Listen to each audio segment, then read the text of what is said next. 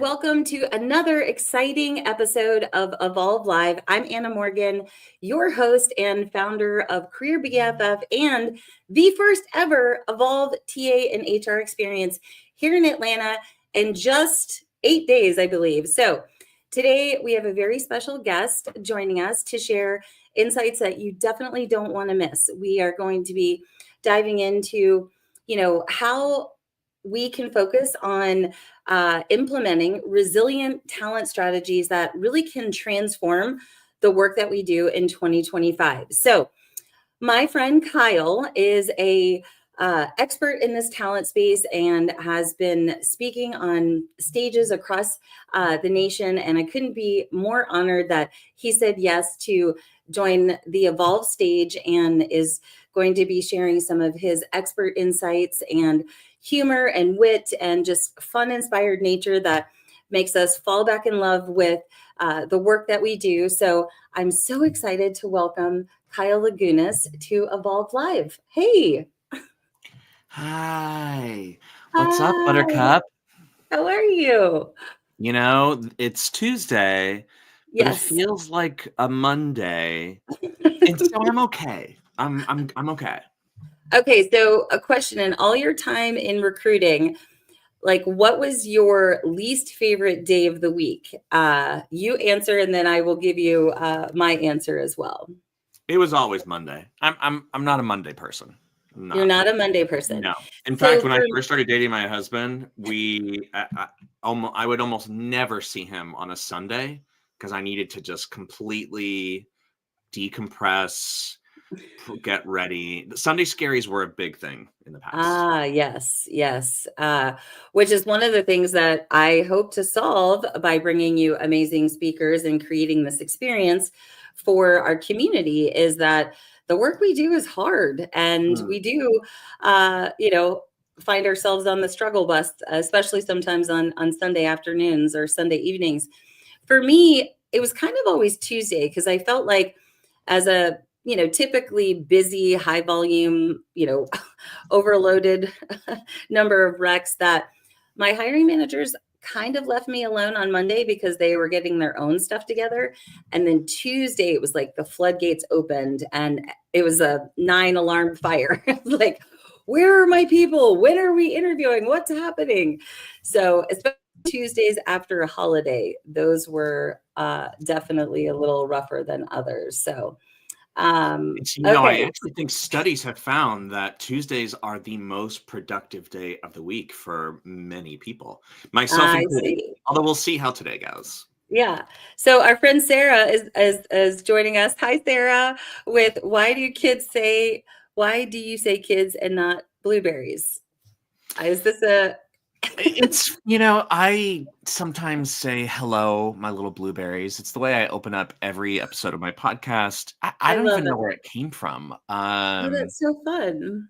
But it's just, blueberries are cute and blue and little. I don't know. I think it's a free country, Sarah, for now. Yes, exactly.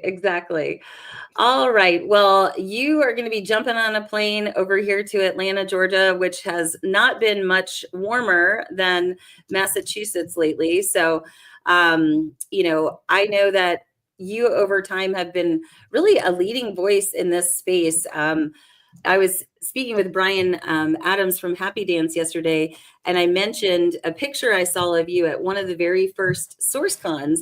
And, how tickled I was with how long, you've been a part of different events, and, how inspiring it is to be hosting this and, thinking ahead in the future that people can say, hey, I was at the first ever Evolve TA and HR experience. But, I would love for you to kind of jump in and just share a little bit of your perspective, kind of getting into the business side of things. What are you seeing right now as like the biggest challenges that TA and HR leaders are going to, be ready to face in 2025? And I know that's a big question, but it is. But my job is to think about these big questions. For those of you who don't know, I'm the head of strategy and principal analyst at Aptitude Research. And we're a boutique research firm based in Boston. And our job is to study innovation cycles in the world of talent and HR. And I study the vendor landscape and see what new and interesting things that vendors are up to. I also am studying emerging trends on the practitioner side to find out what challenges and innovations you're taking on. And I've got to say, across it all, Anna, I am looking at AI literacy as probably the biggest obstacle and opportunity both at the same time that's in front of us. After the last couple of cycles, we've had an abundance of spend on new tools and tech. We also hired a whole lot of bodies, from 2021 to 2023 timeframe. Then we had to lay off a lot of bodies, and we're staring at a bunch of the tools and tech that we bought and wondering, what are we supposed to keep? What's going to make it? I don't think we've had a chance to really catch our breath, but I do know that the innovation cycles are continuing to move really fast. There's new tools, new capabilities that are coming out. Weekly, literally.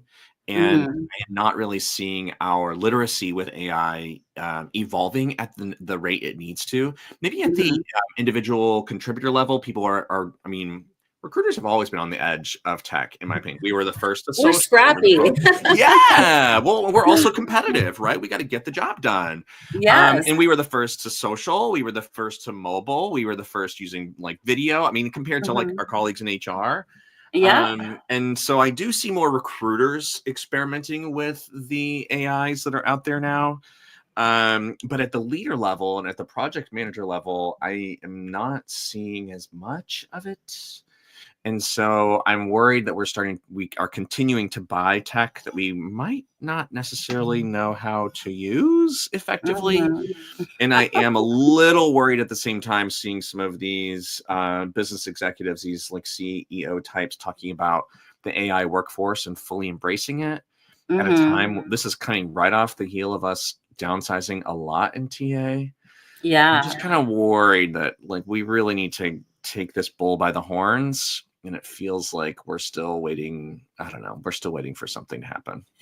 Yeah. And I wanted to go back to one of your comments around, the executive level, the, VP level and up that are struggling to, really understand how to utilize the technology. It's like, oh, this sounds good because I'm going to save 125K in, annual comp on a recruiter by investing in this. And then they get it and they're like, oh, this doesn't exactly have all the bells and whistles that I thought it did. And then they end up having to bring in fractional and freelance folks, which I'm not upset about that because the more people back to work, the better. But what do you think is the barrier there? Is it time? Is it burnout? Is it, just wanting to delegate that to, their management and leadership teams and hope that they just figure it out? Yeah, so we actually have been studying this. So for the last 3 years, we asked questions about the adoption of AI in HR and talent acquisition. And the biggest obstacle is not lack of bandwidth. It's not lack of support. In fact, I think 63% of companies that we surveyed last year said that the C-suite actively encourages the use and adoption of AI in talent acquisition and HR. The biggest gap, Anna, is a lack of understanding of AI and automation in the HR and TA workforces themselves. Okay. That's why I said, like, the big thing we need to address is literacy.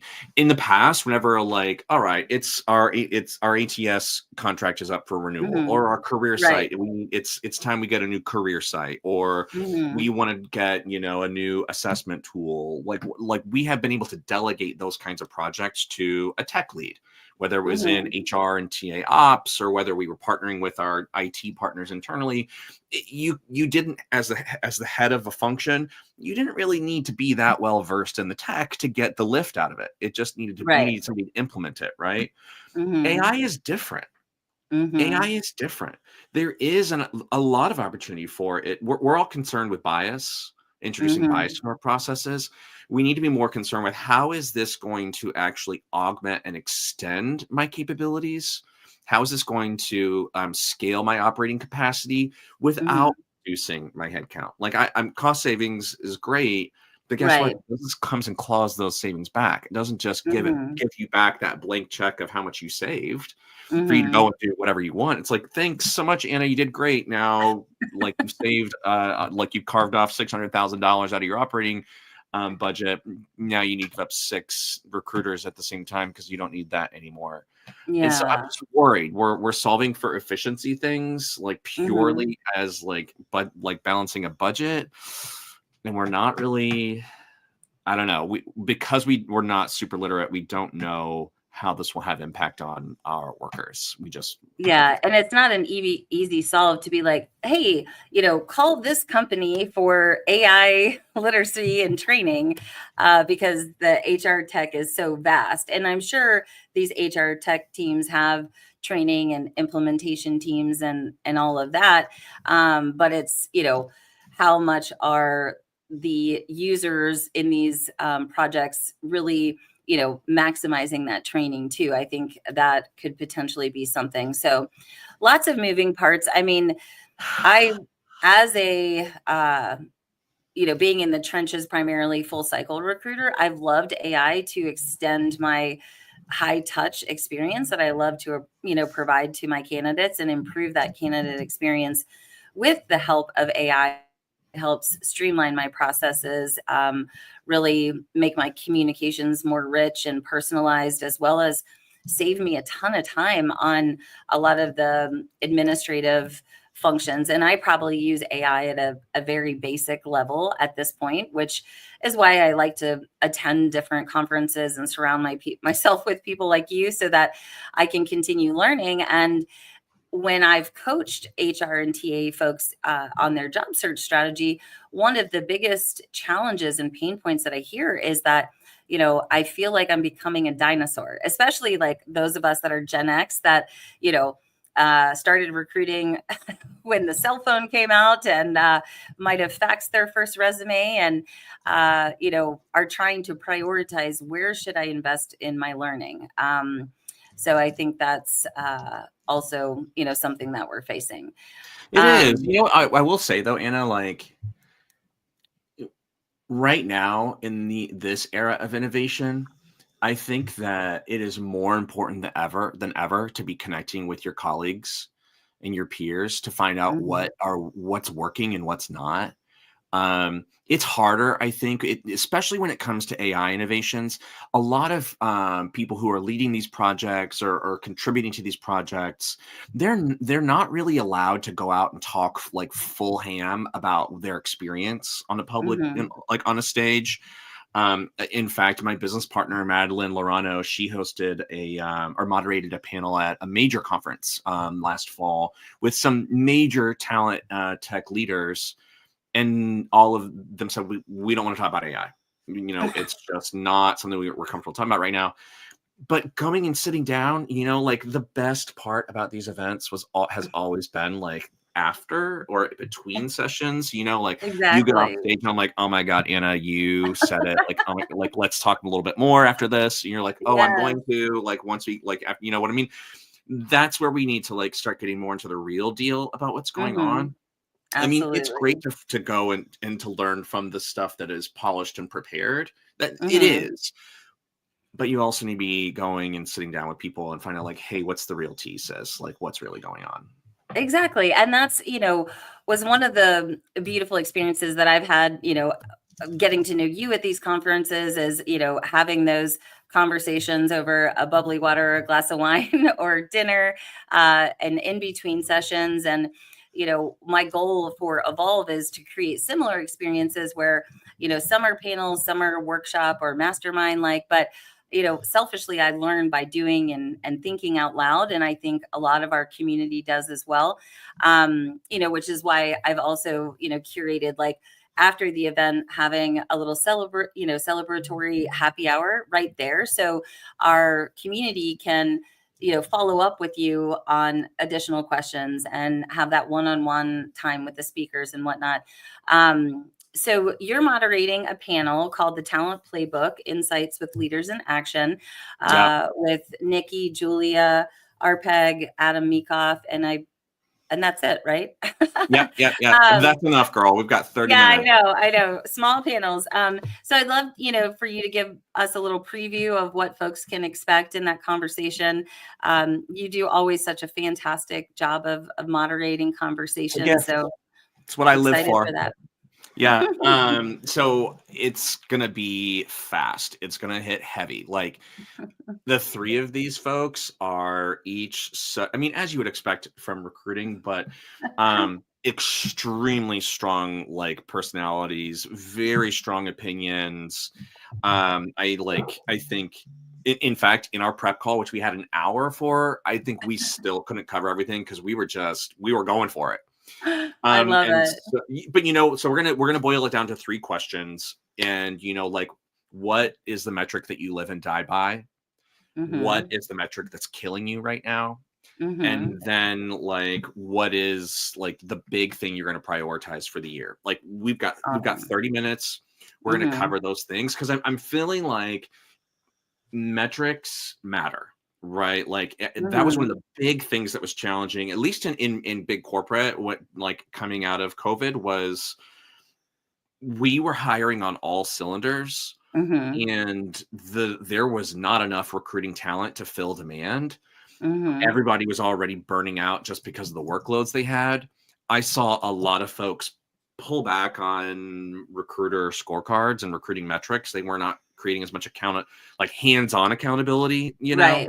And now we're coming back up for air, and it's like, what are we going to do? What is the North Star that I'm going to prioritize? Data-driven operations are the operations that are resilient, matter of fact. And so we want to start, like, what is it that is for the 3 of them? And they're all very different, by the way. Yeah. Julia has an agency. Welcome to my challenge. I know. No. I mean, that's for me as a moderator, is all 3 of these panelists are so different. What's the common thread I'm going to pull through? I mean, Julia runs a recruiting services firm. Agency. Agency. Nikki's in fractional work, doing some in-house projects. Adam has just taken on a new, really big role in security. So it's super interesting. I think it'll give everybody in the room an idea of the different ways to approach resilience and excellence in TA. There are different ways to skin this cat, right? And so we're gonna start by talking about what's working for all of them. Amazing. I love that. And, I love the fact that I've been able to, recruit a variety of speakers from, folks like you that have spoken on big stages to brand new people that have never stepped on a stage in the TA or HR space as well. We all start somewhere. Can I ask, what was your first recruiting conference? My very first recruiting conference. I mean, I think the other reason I'm so passionate about sharing this is that coming up in recruiting, I didn't have access to professional development. I know. Oh, cry me a river, right?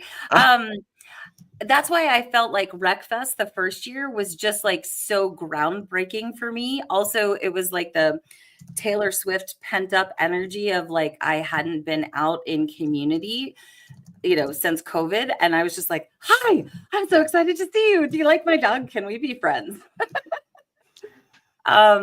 So, RecFest, and then Craig Fisher brought me to Talent which was, also a big inspiration for creating. Wasn't that where you and I met? Yes, we met at Talent in Austin. Yeah. Talent Live. Oh my God. What a show. And it's exciting, like, to see, some of the conference experiences changing. ERE and SourceCon are combining to create that new experience. Talent Collective is hosting a really cool retreat mastermind experience later in the spring, which looks really cool. I know Anessa Fike is creating some special unique experiences for fractional HR folks, maybe. So really, exciting things to see. We have a plethora of options to choose from. We can go to a Transform or, something like this or TalentNet. So I do it all. I love it all. I mean, I'm going to Unleash. I'm going to Yeah, Breakfast. you definitely have a speaker season for sure. So, She's in I high demand, Anna. I mean, it's like I know something. you People do like to know see me on something. And again, stage, you know? I I am so excited, and even more excited for, the after parties that are going to be taking place I've never post been to conference. Atlanta. And what? I've never been to Atlanta. Shut up. Yeah, yeah. Oh my So this gosh. better be good, girl. Because I don't know if I'm coming back. That's right. Okay. Well, I know one stop will be at Johnny's Hideaway, the Cougar Bar, because now will officially be a So fun. Cougar Bar, and then there's lots of other fun places that we can explore and try out our dance moves, because that's always a good part of the conferences as well. You got it, babe. It is. um, so community is important. Staying relevant, learning by being in the room with people, and really also focusing on prioritizing our self well-being, as well as being a champion for driving well-being within your teams and the organizations that you represent, because I know everyone that is going to be on that stage is just as passionate about helping to solve burnout, decision fatigue, pandemic burn, all the things that we don't want to repeat Yeah. that we have experienced. And I love the research that you're doing and the data and stories that you're going to bring to the stage. And I think inevitably we're probably going to have another pendulum swing, at least my spidey sense, in hiring talent and recruitment professionals. I would say probably no later than third quarter of this year. I think we're going to see a big jump in that. Just my kind of intuitive spidey sense. No data to back that up. I'll leave that to you all. I, I don't. I mean, we will never be back to that level of where it was, and that is the pressure's on. I mean, The pressure's on. I think we're going to have new created positions. We've talked about more like recruitment, marketing, more these titles associated with exclusively AI. What would that be? Or have you seen? I mean, I don't know if it's going to be. it's like I an think it's going to be a AI core. It's going to be a core talent architect. competency. No, I think it's going to be more of a core competency, to be honest. I mean, Okay. that was even emerging when I was still on the corporate side. Was we were actively recruiting for people who had experience with the tools that we were implementing and investing in. Mm-hmm. Yeah. And so that's going to be super important. But I also, and this is something I'm really excited about for the panel, is like they're all three thriving because they are old school, white glove, hands on, like talent consultant types. And so my questions are, how do you scale that? I mean, because the best recruiters, I think, have always had that, no matter what the tools were. But yeah, so it's interesting to see old school it having like its resurgence. And I also do wonder, Everything always like, comes back around. Just look at fashion. yeah, I know, Jesus. Like, I was actually looking at some clothes to buy for conference season. It's like everything's so baggy now. Like, baggy clothes only work for skinny people. Yeah, Trent Cotton has been trying to help style me, and I'm actually meeting up with a girlfriend that's in town that is somewhat of a fashionista, and we're gonna hit up Nordstrom's today to see if I can find something that I won't sweat through and that I can get in and out of. I'm about ready to start doing drag because all these curves I'm starting to build after the holidays. So maybe I'll see you there. I'm gonna have like a big weave. I'm gonna have giant platform heels. There you go. I'm also trying to look for an outfit that I can sneak my sparkly high top tennis shoes under versus wear them with wearing anything. heels. Yeah, Sneak. It's your show, girl. How many costume changes do you have planned for the day? I mean, I'm gonna have one primarily for the day and a backup in case, just for just in case, and probably something to wear after the conference just to feel kind of refreshed and whatnot. So And then I have another outfit for the speaker sponsored dinner, which is Right. going to be fabulous. So, Right. all right. Well, let's share with folks that InfoMart has gifted and is giving out 30% off. So while I would highlight your code info, our event location sponsor and partner for the nutritious and amazing meals that we're going to have, is if you use coupon code InfoMart, you'll get 30% off the regular price. So we have about 25 tickets left. And, I've just been telling people, if you can run a quick search for your Atlanta, or neighboring states that are an easy drive, send them a quick message and say, hey, there's a new event in Atlanta and you should be there. A bunch of our industry friends are going to be participating, and, embrace spontaneity is what I'm saying. So at least that's how it's been for me. Some of these conferences that I've decided to attend were last minute. Like, I just bought my ticket for TA week. So I'll be doing this and then jumping on a plane out to San Diego. So that's crazy. I know. I mean, I also find that, like, when I am at events, I can still get some work done. So even if you are in the Atlanta area, you're looking at what you've got next week, Thursday, you got a couple things, you should come. Take those calls out in the hall. Like, you're good. There's actually like several nice little areas that you can step away to, make a phone call or attend a meeting. We have in the reception area, there's a private conference room. And so that's going to be available for people that either, want to do a quick interview with each other or catch up on some emails, so recover from the speaker sponsor dinner. Yeah. What? I said, recover from the speaker sponsor dinner. Yes. I'm like, that's always the problem. Like at weddings and different events, it's the pre-party that tends to get people prior to I the get event. very excited. I do. Awesome. All right. Well, it's going to be a fantastic day of learning and career development and community building and just loving on this community. So we encourage you to be there.